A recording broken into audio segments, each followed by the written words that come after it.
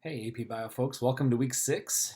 We are going to continue with our tour of the cell with our cellular unit. So this week we're going to be looking at organelles, and we've got a couple things for you to do and to look at and to produce. So today I just wanted to give you guys a quick tour of the cell. I'm not going to go through a ton of notes on this because there's going to be some things that you guys are going to have to do this week to look up and figure out. But I just wanted to introduce this for you for the week. So anyway, these are the targets we're shooting for. So if you can look down this list and feel pretty good about what you see here, then you should have a pretty good kickstart to doing this. So first one is I want you to be able to distinguish between prokaryotic and eukaryotic cells. Now again, in chapter 6, when you guys are reading it, they describe what is a prokaryotic versus a eukaryotic cell. Remember, prokaryotic cells are basically the basic types of cells, the initial cells. So they're single-celled.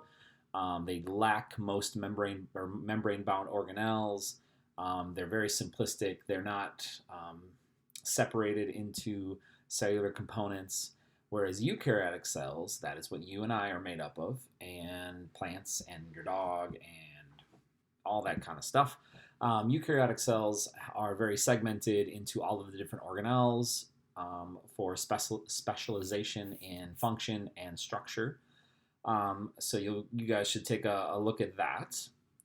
It says I can draw a prokaryotic cell, a plant cell, and an animal cell. Well, clearly, we're not going to make you on the AP exam draw these things, but if there is a drawing, you should be able to recognize which type of cell is what. A prokaryotic cell versus either a plant or an animal, both eukaryotic cells.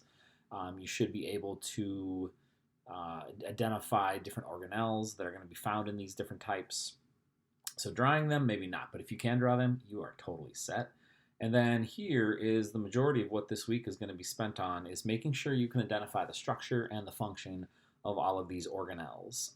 And these are some of them. There are a few others listed, but these are the major ones.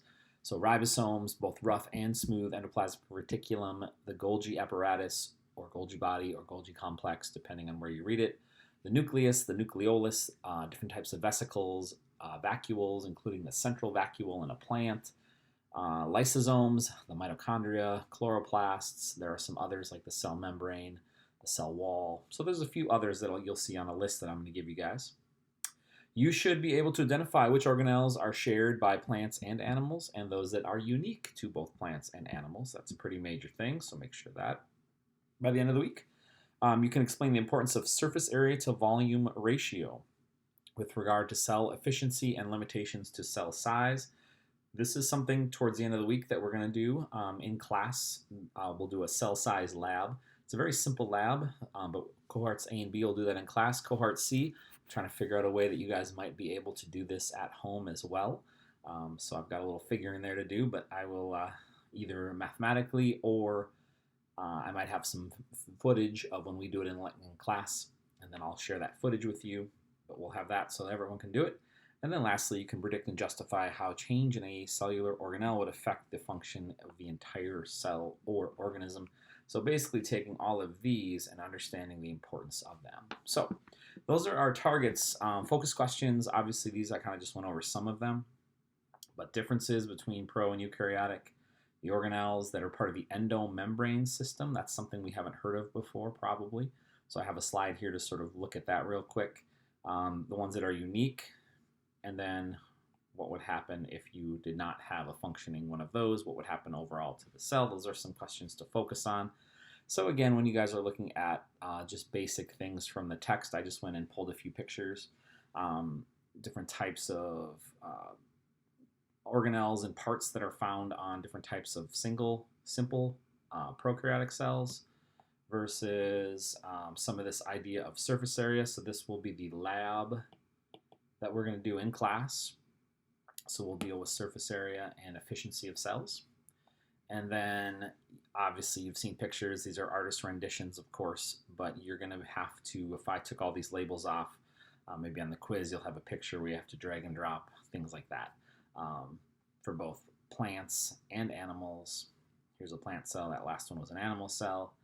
And then the other thing that I want to mention, last slide I'll show you here, is this thing called the endosymbiotic theory. Don't sleep on this one. This is actually a pretty big thing. We'll revisit this when we have our unit on evolution, but this is sort of a precursor to that.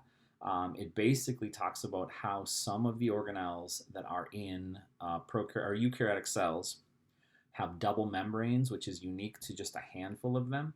And why do they have a double membrane? And the thought is, if you can see this image right here,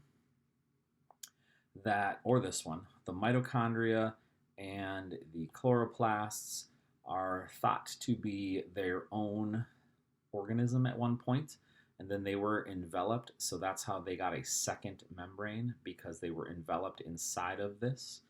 And then same with chloroplasts, and that created this symbiotic relationship, an endo or inside symbiotic relationship, where these then were both enveloped and then became part of this new type of organism. So it's sort of this evolution of basic cells becoming a little more advanced and a little more advanced and enveloping these other parts. It's actually kind of a cool sort of proof of evolution, and it's a really, we'll talk way more about it later, but don't sleep on that one.